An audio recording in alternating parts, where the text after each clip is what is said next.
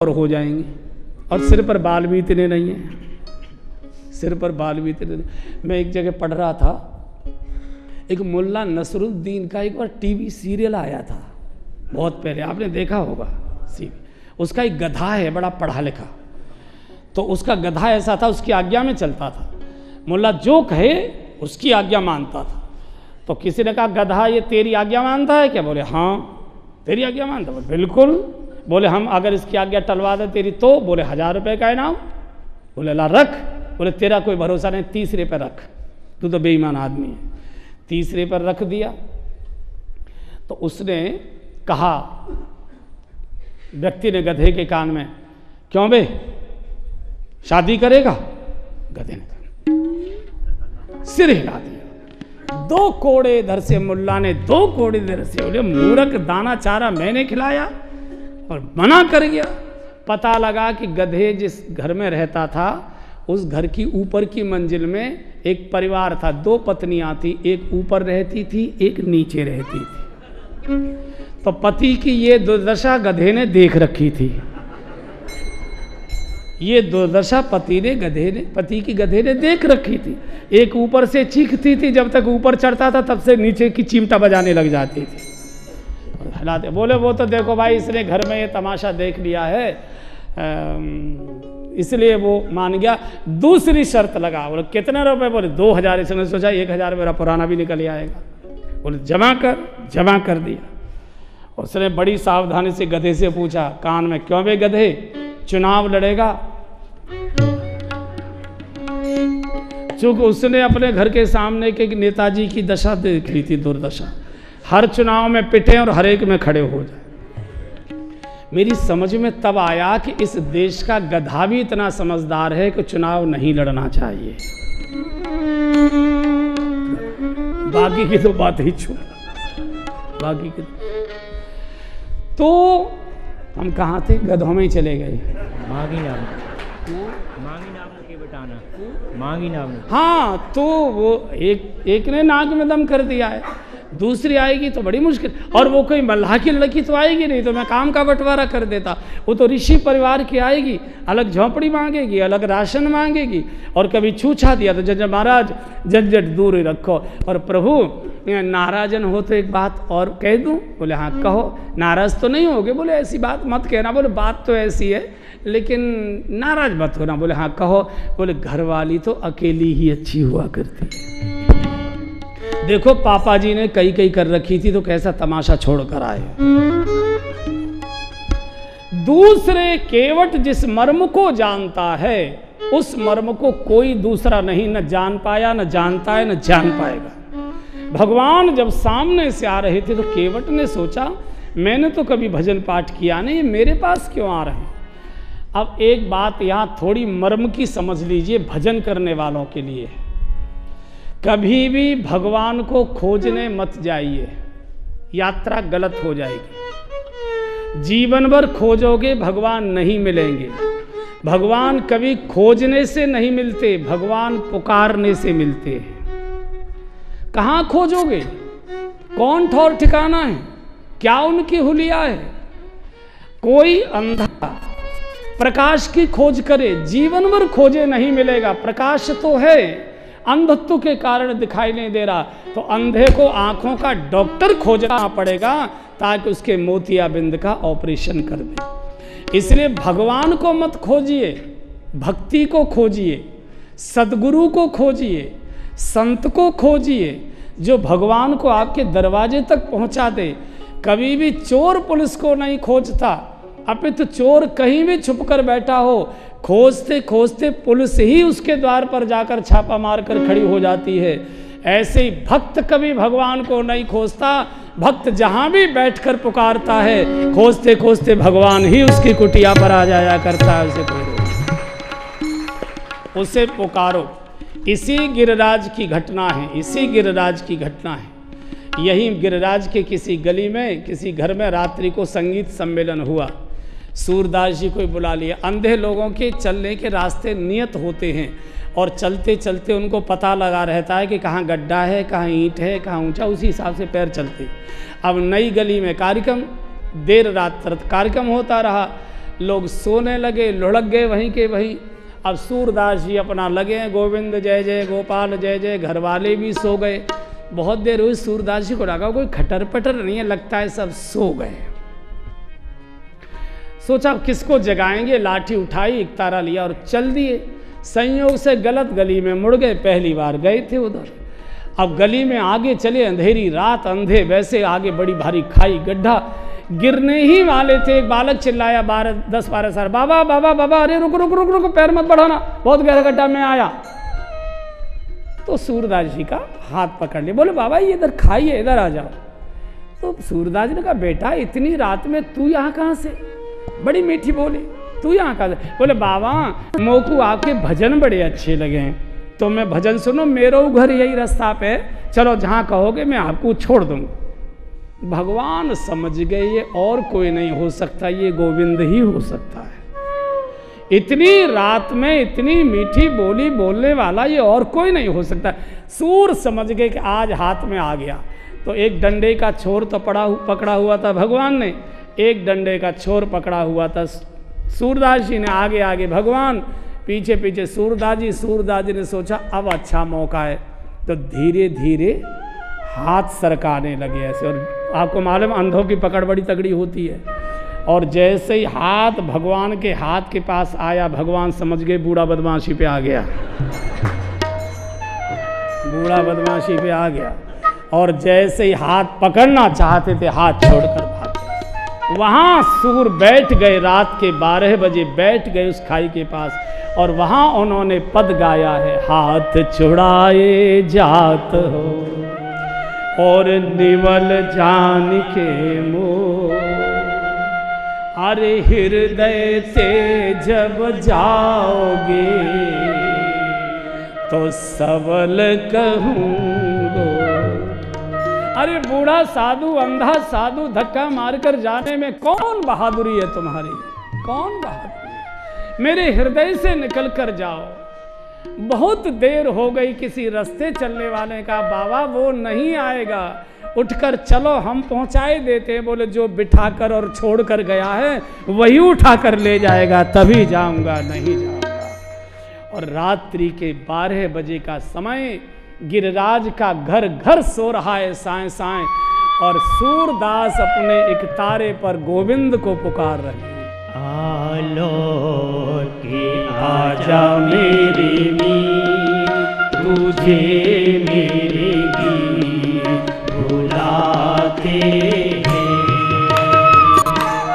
आलो के आजा मेरे मीत, तुझे मेरे गीत बुलाते हैं। ओ मेरा सुना पड़ा रे संगी, मेरा सुना पड़ा रे संगी, तुझे मेरे गीत बुलाते हैं। आलो के आजा मेरे गीत, तुझे मेरे गीत बुलाते हैं। हे गोविंद, हे गोपाल, हे गिरिनाथ, हे ब्रजराज, बुलाते हैं। बरसे नयन मेरे बरसे नयन, देखो तरसे है मन अब तो आना। बरसे गगन मेरे बरसे नयन, देखो तरसे है मन अब तो आना। शीतल पवन ये लगाए लगन, ओ सजन अब तो मुखड़ा दिखा जा। शीतल पवन ये लगाए लगन, ओ सजन अब तो मुखड़ा दिखा जा। तूने हरी निभाई थी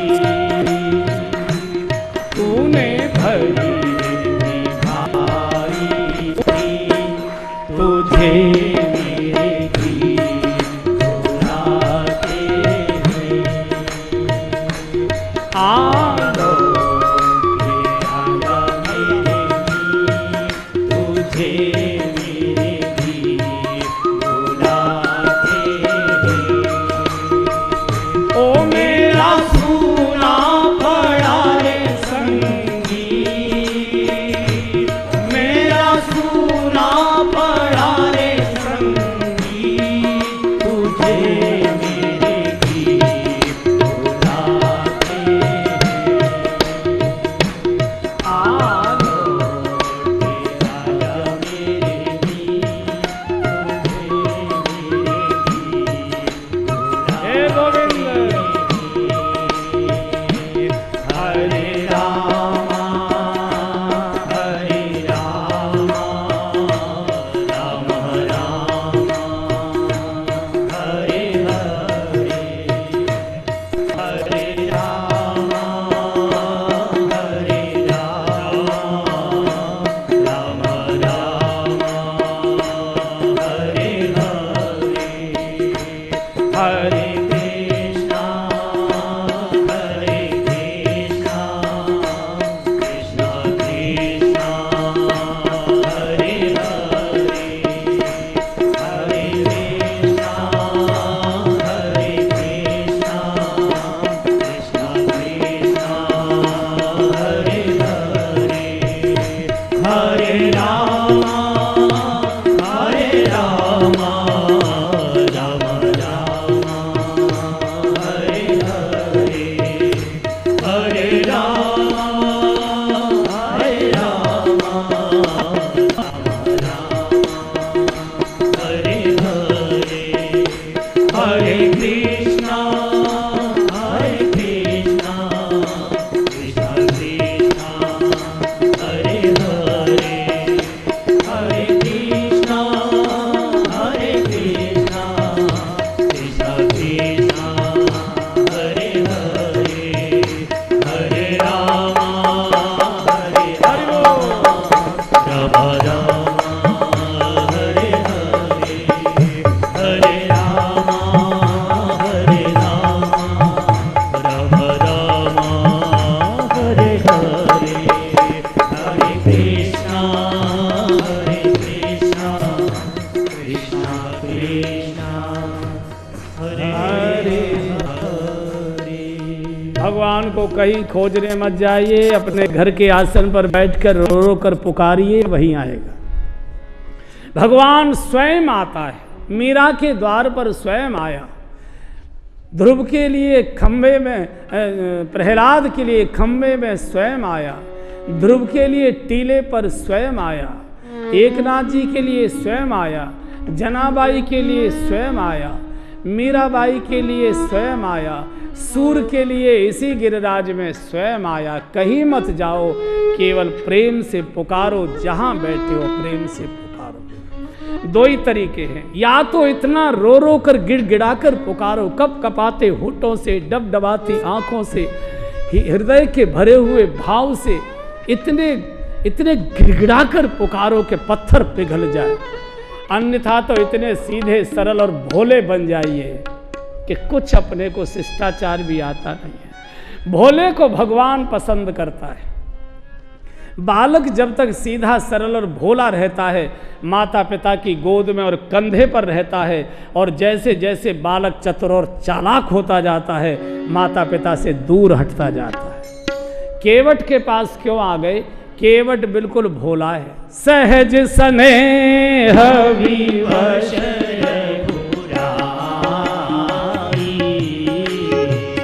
सहज स्नेह विवश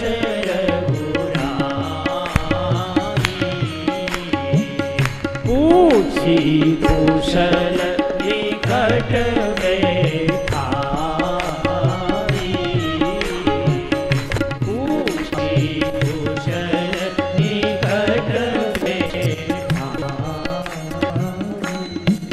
अरे देखो, जिसको सामान्य शिष्टाचार तक नहीं आता, कंधे से उतार कर और नाव झाड़ता, आओ बाबू साहब, आओ बाबू साहब, कुछ भी तो करता, बैठा बैठा कोई शिष्टाचार नहीं। भगवान को भोला पसंद है। मन क्रम वचन छाण चतुराई, भजत कृपा करिहें रघुराई। बिल्कुल सरल। एक बार गोपियों ने वंशी से पूछा, देखो जो माताएं होती है ना, इनमें भगवान ने एक ईर्ष्या का सद्गुण भी दिया है। वो दुर्गुण नहीं है, वो सद्गुण है। तो किसी की पड़ोसी की तगड़ी बढ़िया साड़ी देखी तो इनका भी सद्गुण जग गया, ये भी ले आए। तो ईर्ष्या थी, गोपियों को चिढ़ हो गई, हम इतने गुणवान रूपवान और कृष्ण कभी इतना लाड़ प्यार हमको नहीं करते, और फटे बांस की पोली सूखी निरे छेद और इसको होठ पे लिए रहते, हाथ पे लिए रहते, ऐसी इसके अंदर क्या खास बात है। तो गोपियों ने एक दिन वंशी को पूछा, क्यों नहीं वंशी, वैसे तो तेरे अंदर कोई गुण नहीं है, पोली है, फटे बांस की है, छेद है तेरे अंदर, सूखी है, लेकिन इतना तुझे लाड़ प्यार मिलता है, क्या गुण है तेरे अंदर। वंशी ने कहा कि एक ही गुण है। क्या है? बोले कोई गुण नहीं है, यही गुण है मेरे अंदर। तुम तो गुणों से और बूदे से भरी हुई है, रूप का गुण, बुद्धिमत्ता का गुण, कुल का गुण, दुनिया भर के गुण हैं, मेरे अंदर कोई गुण नहीं है। और ये जो तुमने प्रश्न किया है कि तुम कृष्ण के हाथ में हमेशा रहती हो, तो कृष्ण के हाथ में आने के लिए तुमको मालूम है मैंने कितने पापड़ बेले हैं, कितने पापड़ बेले हैं। बोले मैंने पहले तन कटवायो, जहाँ मैं थी परिवार में मुझे काट दिया गया, मैंने तन कटवायो। फिर बोले मैंने अपना मन कटवायो।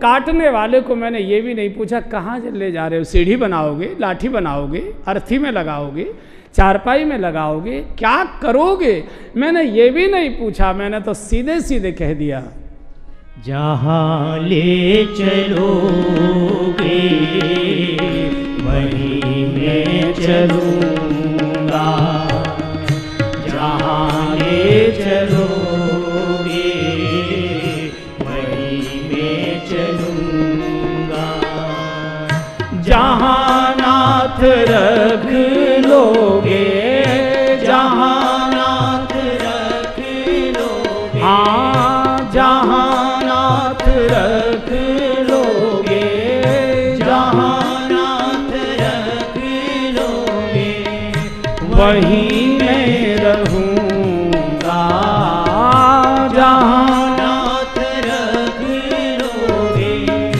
वहीं मैं रहूँगा, जहाँ ले चलोगे वहीं मैं चलूँगा, चलोगे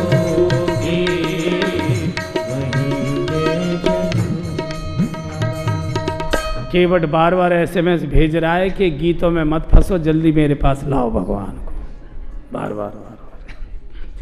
बोले मैं पूछा भी नहीं, तन कटवायो, मैंने मन कटवायो, और तुमको मालूम है मेरे ऊपर क्या बीती, क्या बीती। बोले ग्रंथिन ग्रंथिन में छिदवायो, बांस की जो गांठ होती है उनमें छेद करने के लिए गरम सलाखों से ऐसे छेद किया जाता है। तन कटवायो, मन कटवायो, ग्रंथिन ग्रंथिन में छिदवायो। हमारे भीतर तो कितने प्रकार की ग्रंथियां भरी पड़ी हैं, हम तो ग्रंथियों से जकड़ गए हैं। तन कटवायो, मन कटवायो, ग्रंथिन ग्रंथिन में छिदवायो। और बोले फिर तो जैसो चाहत है श्याम, मैंने तैसो ही स्वर सुनायो, यही कारण निज अधरन पर मोहि धरत मुरारी रे। कृष्ण जैसा चाहते हैं मैंने वैसा दुनिया को स्वर सुनाया है। तुम अपना स्वर कृष्ण को सुनाती हो, मैं कृष्ण का स्वर दुनिया को सुनाती हूँ। अपना नहीं सुनाती, मैं तो कृष्ण का स्वर सुनाती हूँ। और जो कृष्ण का स्वर सुनाता है वो कृष्ण के होठ पे ही निवास करता है, हाथ में ही रहता है, जाता है। ये दो वंशी हैं। रामायण काल में, त्रेता में श्री हनुमान जी वंशी हैं, भगवान का संदेश हनुमान जी देते हैं। और महाभारत के काल में, द्वापर के काल में वंशी भगवान का संदेश देती है, वही भक्तों को बुला कर लाती है। वंशी अगर बजना है तो भैया समर्पण करो। हमारे ब्रज के साधु कहते हैं ना, जीवन है दे हवाले मुरलिया वाले, जीवन है दे हवाले मुरलिया वाले,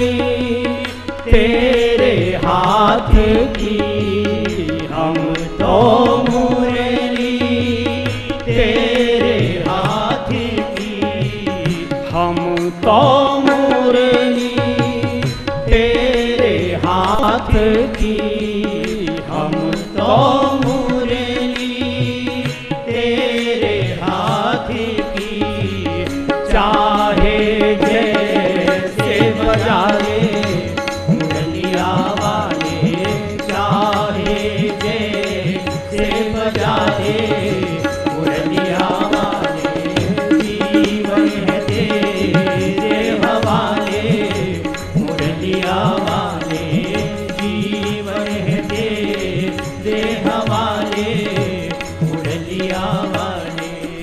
हम कठपुतली तेरे हाथ की, हम कठपुतली तेरे हाथ की, हम कठपुतली तेरे हाथ की, हम कठपुतली तेरे हाथ की, चाहे जैसे नचा ले मुरलिया वाले, चाहे जैसे नचा ले मुरलिया वाले, जीवन है तेरे हवाले मुरलिया हरि बोल।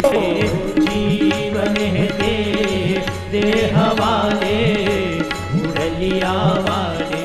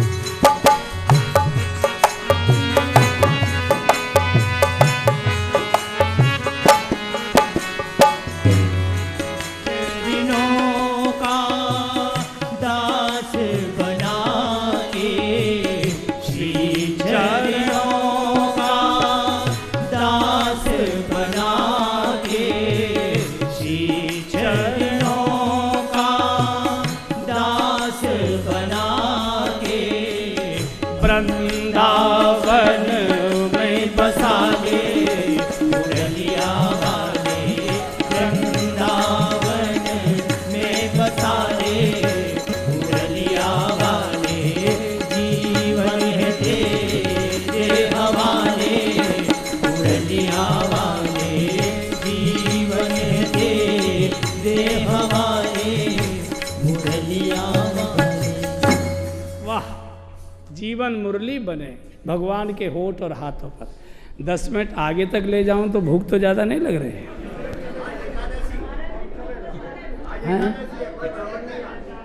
एकादशी के माल है तो थोड़ी कड़क भूख लगे।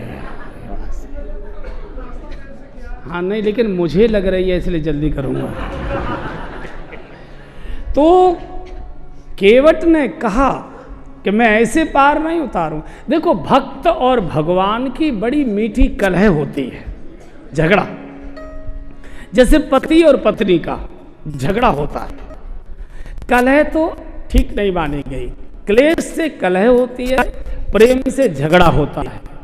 कलह क्लेश है तो परिवार में दूरी बढ़ती है, और पति और पत्नी में झगड़ा नहीं है तो परिवार नीरस हो जाया करता है, औपचारिक रह जाता है, केवल होटल जैसा रह जाता है। तो पति पत्नी में क्लेश तो नहीं चाहिए, कलह तो नहीं चाहिए, लेकिन प्रेम का झगड़ा जरूर चाहिए। और इसलिए जिनके घर में आज तक झगड़ा नहीं हुआ,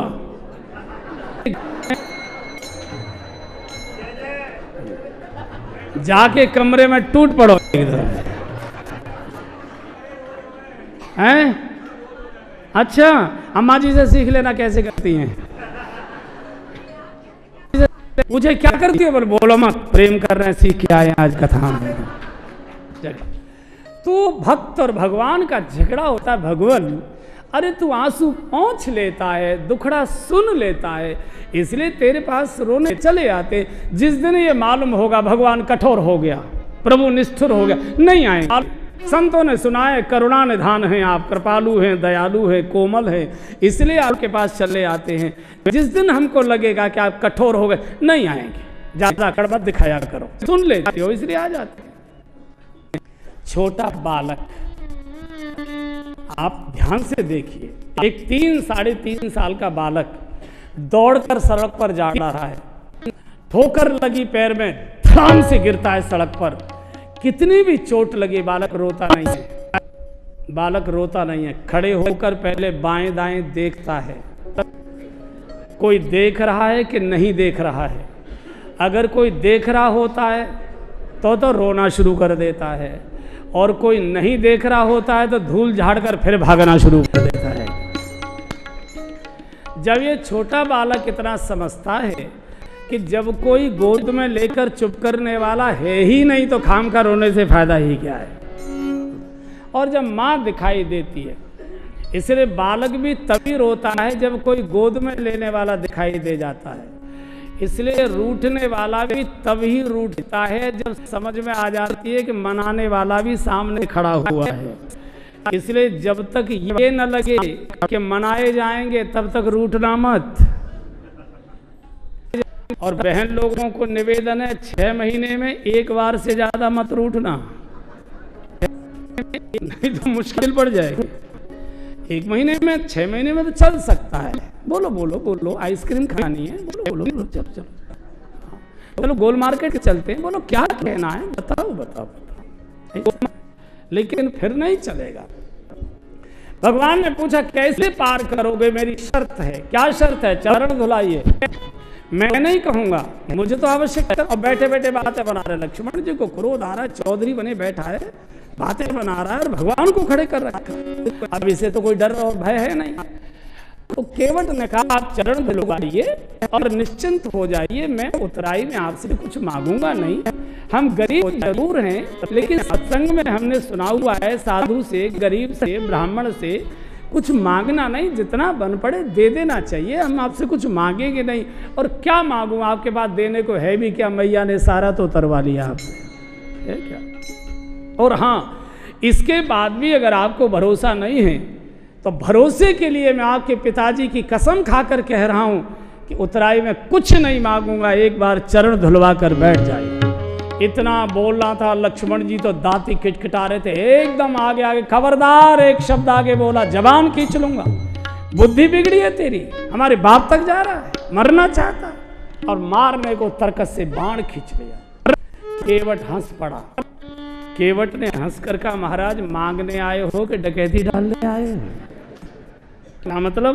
बोले हाथ जोड़कर मांगा जाता है महाराज, हथियार दिखाकर तो लूटा जाता है। लेकिन सुनो, मैं जानता हूं ये लक्ष्मण जी काल हैं और काल का भय दिखाकर मुझे डराना चाहते होंगे। भगवान, पापी को मरने से डर लगता है, मैंने जीवन में कोई पाप नहीं किया है, मुझे कोई डर नहीं है, मारो लक्ष्मण जी। जो विद्यार्थी होमवर्क पूरा करके लाता है वो क्लास में सबसे आगे बैठने की कोशिश करता है, और जो होमवर्क पूरा करके नहीं लाता मास्टर से छुपकर पीछे बैठा करता है।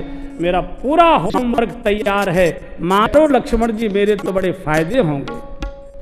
भगवान ने पूछा फायदे मरने से? बोले हाँ। अरे बाबले मरने से फायदे होते हैं कोई? बोले किसी के ना हो, मेरे होंगे। तेरे क्या होंगे? बोले एक हो तो बताऊं। बोले बता तो सही। पहला लाभ होगा लक्ष्मण जी के हाथ से मरूंगा। दूसरा लाभ होगा गंगा जी के घाट पर मरूंगा, नहीं तो ट्रैक्टर ट्रॉली और जोड़ के लानी पड़ती है। तीसरे आपके श्री चरणों का दर्शन करते मरूंगा। और चौथा बताऊं? हाँ, चौथा ये है कि जब मेरी पत्नी को पता लगेगा कि तेरे पति की हत्या हो चुकी है, वो दहाड़ मारती हुई रोती हुई आएगी और मेरी लाश पर जब बिलक बिलक कर रोएगी। आप इतने करुणावान हैं, दयालु हैं कि आप मेरी पत्नी को बिलकता हुआ देख नहीं पाओगे, मेरी लाश को छोड़ नहीं पाओगे। पूरे परिवार को सांत्वना देने के लिए आप दोनों भाई मेरी अर्थी सजाओगे, मेरी अर्थी को कंधा लगाओगे, अपने हाथ से मेरी चिता बनाओगे, अपने हाथ से मेरा दाह संस्कार करोगे और 13वीं तक मेरे गांव में रहोगे। महाराज मेरा तो कुल खानदान ही धन्य धन्य हो जाएगा। मारो लक्ष्मण। लक्ष्मण जी ने सुना तो घबरा गए, बोले बाप रे, मृत्युया को ये झंझट, क्या कि अर्थी को कंधा लगाओ रे, अर्थी सजाओ रे, चिता बनाओ रे, संस्कार करो रे। चतर मारा, डर के निकला बाण वापस कर दिया। यम डर प्यो जब दास कहा। ये भक्ति की शक्ति है जो काल के बाण को भी वापस कर देती है। कल भी किया था समर्थ गुरु रामदास ने। और सुनो भगवान, मेरा आपका आज का झगड़ा नहीं है, मेरा लक्ष्मण जी का बहुत पुराना झगड़ा है। तेरा कब का है? अरे बोले आप भी बातें मत करो, आपको भी मालूम है। अरे बता तो सही। इसको गत जन्म की बात याद है। गत जन्म में ये क्षीर सागर का कछुआ था। इसने सुन रखा था किसी क्षीर सागर में भगवान शयन करते हैं, तो भगवान के चरणों का दर्शन करने की लालसा लेकर ये चला। चलते चलते पहुंच गया जब भगवान सो रहे थे शेषनाग पर। इसने जैसी चोंच निकाली, तुरंत लक्ष्मी जी के संकेत से शेषनाग ने फन मारा, दूर फेंक दिया। दूसरी बार निकाली, दूसरी बार फेंका। जब तीसरी बार आया तो इतना क्रोध आ गया शेषनाग को, मूड मानता नहीं, मारा धक्का, फेंक दिया। इस बार इसकी मौत हो गई। मरते समय इसके मन में ये वासना थी। देखो एक गंभीर सूत्र और पकड़ लीजिए। मरते समय जिस मनुष्य के मन में जैसा विचार वासना होती है, आगे का जन्म उसका उसी विचार वासना के अनुसार हुआ करता है। और दूसरी इससे और गंभीर बात सुन लीजिए। मरते समय मन में वही विचार आते हैं जो विचारों में मन जीवन भर डूबा हुआ रहता है। आप सोचें कि जीवन भर मटर गश्ती करते रहें और मरते समय पंडित जी से कीर्तन बिठवा लें, गीता का पाठ करवा लें, सीधे नरक मिलेगा, कोई दूसरी जगह मिलेगी नहीं। जिसने जीवन भर गालियां ही बकी हैं, मरते समय वो गीता सुन ही नहीं सकता है। जिसने जीवन भर कलह की हो वो कीर्तन को सुनेगा ही नहीं। वो कहेगा रे मूर्खो, शांति से मरने भी दोगे कि नहीं मरने दोगे, कह बंद करो।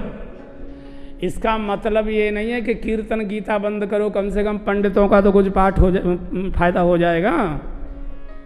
लेकिन गीता का अंत समय का पाठ आपको बेड़ा पार नहीं कराएगा। जिसने जीवन भर गौ की सेवा नहीं की, मरते समय अगर गाय की पूंछ पकड़ोगे तो गाय भी तुम्हारे साथ डूब जाएगी।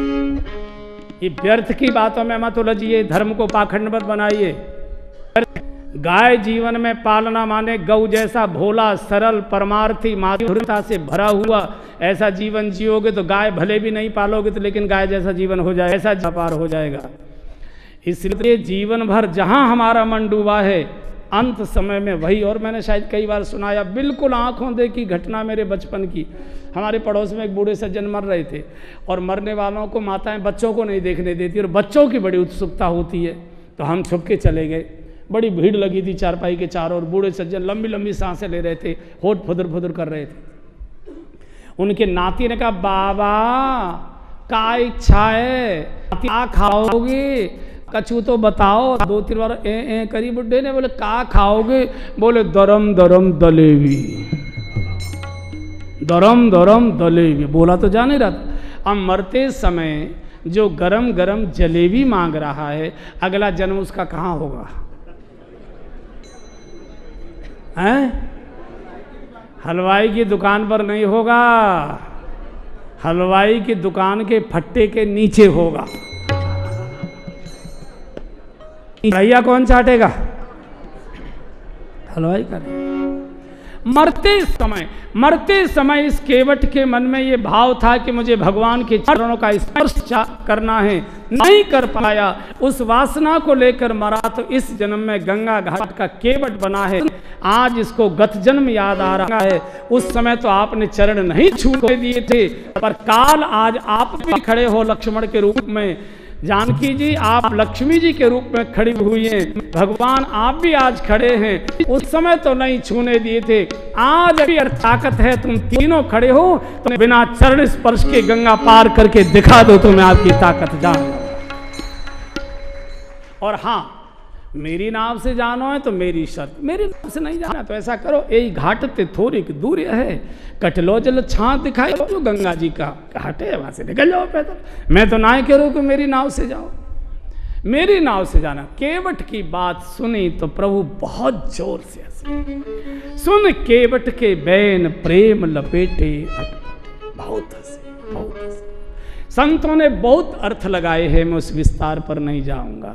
कोई कहते हैं लखन, लखन देखो जानकी जी देखा तुमने, लखन जानकी, लखन तुम और जानकी जी एक एक पैर के लिए लड़ते थे, आज ये दोनों पैर मांग रहा है। जानकी जी देखा आपने, आपके पिताजी ने आप जैसी रूपवान शीलवान कन्या मुझे प्रदान की थी, तब कहीं उसके बदले मैंने अपने दाएं पैर का केवल अंगूठा तुम्हारे पिताजी को धोने को दिया, और यहाँ से कुछ मिलने वाला नहीं है, और ये दोनों पैर धोने की मांग कर रहा है, तो जनक जी से भी ऊपर है। बहुत प्रकार के अर्थ। तब भगवान का अच्छा बहुत देर हो रही है। भीग आने जल पाए पखारूं, भीग आने जल पाए पखारूं, होत विलंब उतारहु भारू, होत विलंब भगवान ने कहा केवट बहुत देर हो रही है, तुम जल्दी से जाओ। देखो भक्त को ही मिलने की जल्दी नहीं होती, भगवान को भी भक्त से मिलने की शीघ्रता होती है। जल्दी गंगा जल लाओ और चरण धो। केवट चला गांव की ओर। लक्ष्मण जी ने कहा महाराज और चढ़ा लो खोपड़ी पर। सवेरे से खड़ी खड़ी नाक में दम कर दिया, गंगा इधर है और ये जा इधर है, से पूछो तो सही है कहाँ जा रहा है। भगवान ने केवट से कहा केवट भैया गंगा इधर है, तुम जा कहाँ रहे हो? बोले महाराज बिना पढ़ो लिखो तो हूँ, मैंने सत्संग में कथा में ऐसी सुनी कि कोई धार्मिक अनुष्ठान करना हो तो मुन्नू की मम्मी जरूर साथ में चाहिए। लक्ष्मण जी ने कहा हो गया महाराज, अब खड़े रहो यहाँ। मुन्नू की मम्मी घर में होगी कि किट्टी पार्टी में गई होगी? हाँ चल कौन सी किट्टी में गई हो? और कोई महिला पति के पीछे घर में रहती है? अगर मेरी बात की परीक्षा करना चाहो तो आप जब घर से 10 बजे, 10:30 बजे, 11 बजे अपनी फैक्ट्री दुकान जाते हो, बिना बताए एक दिन 11:45 बजे अचानक लौटे आना तो पता लग जाएगा, पता लग जाएगा। केवट घर आया, पत्नी से कहा जल्दी तैयारी करो, भाग्य खुल गए। क्या हुआ? बोले आज प्रभु जय चरण धोने को। अरे हम तो रो दिए, क्या भाग्य से दुर्भाग्य में आ गए। विधाता ने सारी गरीबी हमारे ही घर में रख दिया। भगवान के चरण तो सुवर्ण में, रजत में, ताम्र में धोए जाते हैं, मेरे घर में तो एक भी नहीं है। केवट ने कहा अगर ये तीनों पात्र होते मैं तो भी नहीं धोने देता, मैं तो लकड़ी की कठौती में धोऊंगा। क्यों? बोले लकड़ी कोमल होती है, भगवान के चरण धोएंगे तो वो चरणामृत को पी लेगी, कम से कम एक तो कठौती बच जाएगी, और चरणामृत पी लेगी तो जब तू रसोई बनाया करेगी तो रोज भगवान के चरणामृत का भीगा भोजन मिलेगा। अरे जन्म जन्म के पाप धुल जाएंगे। और पानी कठौता भर गई आवा, घर से पानी भर लाया। भगवान का केवट हमने कहा था गंगाजल लाओ भैया, तुम तो पानी ले आए। केवट रो पड़ा। केवट ने कहा प्रभु ये गंगा जी हमारा उद्धार नहीं कर पाए, भगीरथ की गंगा हमारा उद्धार नहीं कर पाए। मैंने तो सुना है 400 कोस दूर से गंगा की ओर मुख करके जय बोल दो तो पाप मुक्त होता है, पक्षी उड़कर गंगा पार करे, अगला जन्म मनुष्य का मिलता है। और हमारी सारी जिंदगी गंगा में निकल गई, फिर भी हम अछूत के अछूत रह गए। महाराज ये ब्रह्म कमंडल की गंगा तो हमारा उद्धार नहीं कर पाई। आज मैं केवट के कठौते से एक नई गंगा प्रकट करूंगा जो मेरे समाज का उद्धार करेगी। महाराज आ जाइए। केवट के हाथ पर कठौता भगवान ने दाहिना चरण दिया और झूम झूम कर अति अनुराग अति अंग उमगे अनुराग चरण सरोज पधारना अति आनंद उमगे अनुराग चरण सरोज चरण सरोज पधारे। 10 मिनट ले लूं। चरण सरोज पधारे। झूम झूम के देवता आकाश से फूल बरसा रहे हैं। बड़भागी केवट, बड़भागी केवट, तेरे जैसा कौन बड़भागी होगा भैया। जास नाम सुमिरत एक बारा, उतरई नर भव सिंधु अपारा। आज वो तुझसे गंगा पार करने को गिड़गिड़ा रहा, ऐसे झूम रहा था तो भगवान डगमगाने लगे। एक पैर से प्रभु खड़े। भगवान का केवट क्या करता है यार, ठीक से दो। अरे बोले मैं तो ठीक से दो रहा हूं, मैं तो ठीक। अरे बोले कहाँ ठीक से दो रहा, हम गिर जाएंगे। अरे गिर क्यों जाओगे, सीधे खड़ो। अरे गिर क्यों जाओगे, कोई बालक हो क्या, सीधे खड़ो। अरे भले आदमी तू पता नहीं। अरे एक हाथ में तूने कठौता लिया है, एक चरण हमारा धरती पर, एक पैर से हम खड़े हैं। तू झूमता है तो तेरा हाथ झूमता है, गिरेंगे तुझे दिखाई नहीं दे रहा। ओ अच्छा, गिरने का डर लगता है। हाँ ऐसा करो, दोनों हाथों से मेरा सिर पकड़ लो, गिर नहीं गिर। और केवट ने भगवान के दोनों कर कमल अपने शीश पर धारण कर, जैसे माताएं छोटे बच्चे के हाथ पैर धोती हैं तो बालक माँ का सिर पकड़कर खड़ा रह जाता है, कहीं मैं गिर न जाऊं। असहाय बालक की तरह भगवान खड़े हो गए भक्त के सामने।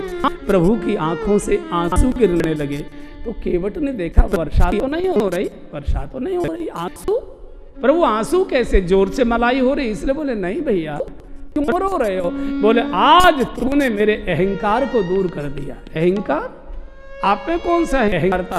बोले आज तक मुझे अहंकार रहता था कि मैं कभी अपने भक्त को नहीं गिरने देता, पर आज भक्त ने भगवान को गिरने से बचा लिया। आज तूने मेरी रक्षा कर दी, अहंकार दूर हो गया। चरणामृत बांटा है, तीनों बैठे हैं, नौका को रस्सी खोली और जैसे ही नौका गंगा जी में, तो नौका तो छलांग, बेटी है पिता को स्पर्श करना चाहती है। नौका जब डगमगाई तो एकदम तो घबरा गया कहीं पलट न जाए। जय गंगा जी, खबरदार, सावधान। आपको मालूम है मेरे नाम में कौन बैठा है। मेरी नैया में लक्ष्मण राम, मैया धीरे बहो, मेरी नैया में लक्ष्मण राम, प्रश्न धीरे बहो। अरे कौन की नैया, कौन की गंगा, कौन की नैया, कौन की गंगा, कौन के लक्ष्मण राम, गंगा मैया धीरे बहो। कौन के लक्ष्मण राम, गंगा मैया धीरे बहो। अरे केवट की नैया, भगीरथ की गंगा, केवट की नैया, भगीरथ की गंगा, राजा दशरथ के लक्ष्मण राम, गंगा मैया धीरे बहो।